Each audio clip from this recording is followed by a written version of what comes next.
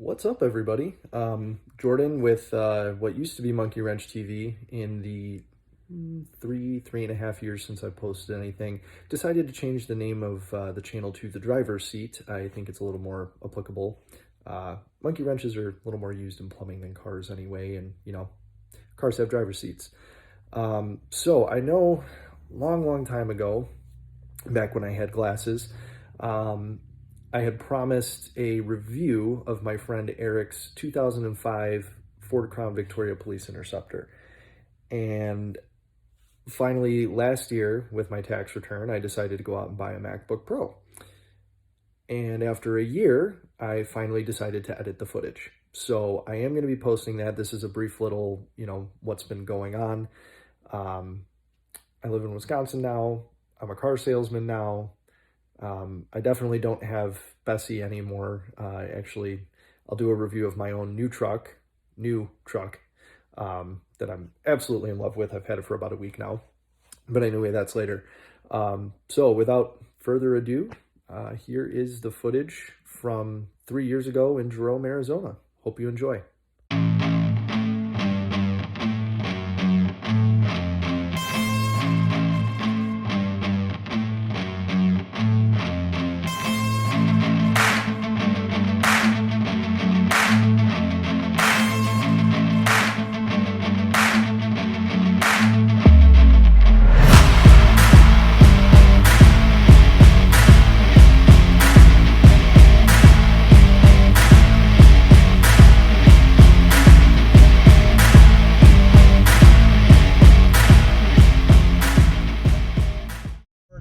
Interceptor, and we are on some mountain roads. I'll cut to it every now and again. We already did the recording on the way up. One of my cameras decided it died, so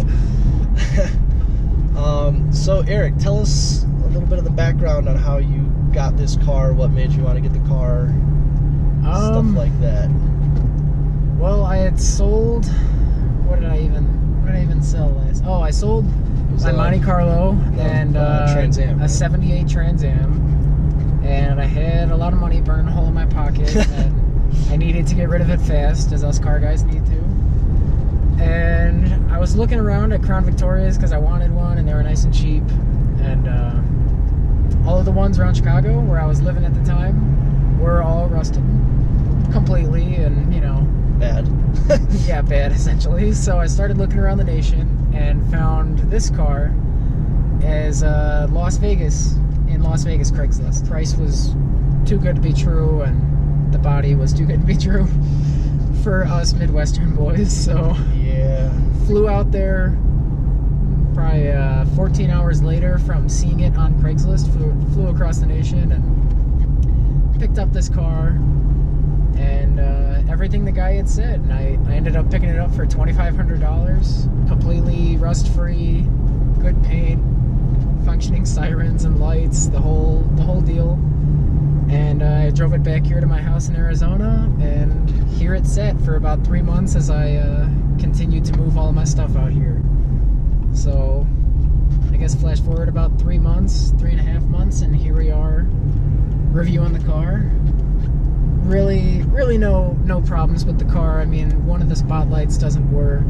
The CD's a little finicky and stuff like that, but well, the shift lever indicator thing to let you know which gear you're in, that does not work. So you just have to kind of count the clicks. I don't know if you saw me doing it at the beginning of the video, but overall this thing's pretty sweet. I've always had a soft spot for police interceptors, mostly because of the Blues Brothers. If you haven't seen that movie, you need to see that movie. Cop brakes, cop suspension, cop motor. Exactly. Pretty soon we're finding a river to jump over in this. So. Yeah. Did you fix the cigarette later? Yeah. So overall, this thing's pretty sweet. The motor isn't as peppy as you might think for being a cop car, but Eric was telling me it's really not designed to have a lot of horsepower and get off the line too great. It's designed to do 140 miles an hour for days on end, and I could definitely see that. Also, the ride quality is actually pretty great. It's absorbing bumps. I did not expect this at all, but where I point the nose is where this thing wants to go. It's handling these mountain roads just phenomenally. Gets off the line okay. Yeah. It's kind of tough to really test it out on the mountain roads because it's literally just turn after turn after turn. Yeah. There aren't very many straights. There's no straights at all, pretty much. It's all just switchback turns. It's so much fun to drive, honestly. You want to get up on the wheel and just kind of punch it around these corners. Yeah, so a little interesting tidbit Erik was telling me was that this is a 2005, and it is the only generation of Crown Victoria Police Interceptor that does not have a tachometer. Only year. Only year, excuse me, not generation. So previous to this year and after this year, they all had tags, but 2005, no tachometer. So the only modification you've really made to this is the brakes, right? Correct. Yeah. He was telling me before I flew out here to be wary of the brakes when we were doing this canyon road stuff, but really these brakes are really good now. Yeah. It's stopping like that, so. I ended up putting drilled and slotted rotors on it and power stop, carbon fiber / ceramic pads on it. I'd say they function pretty damn good now. Yeah, they're definitely handling these roads pretty great. Yeah, I would highly recommend if you're looking for a cheap, fun car, and especially one that you can mess with people in. Police Interceptors are great. I mean, this thing is just driving so well. Again, you probably are going to need brake modifications because it weighs like 5,000 pounds. And by no means am I a Ford guy. If you guys haven't figured that out yet, I am bow tie till I die, basically. And I'm mostly the same way. And this and certain 60s Mustangs. Yeah, that's pretty much where I stand. And that's about it. But 4.6s, from what I understand, are very modifiable. And Panther bodies are just great platforms. It's basically a very, very heavy four-door Mustang. Oh, yeah. With a quieter exhaust.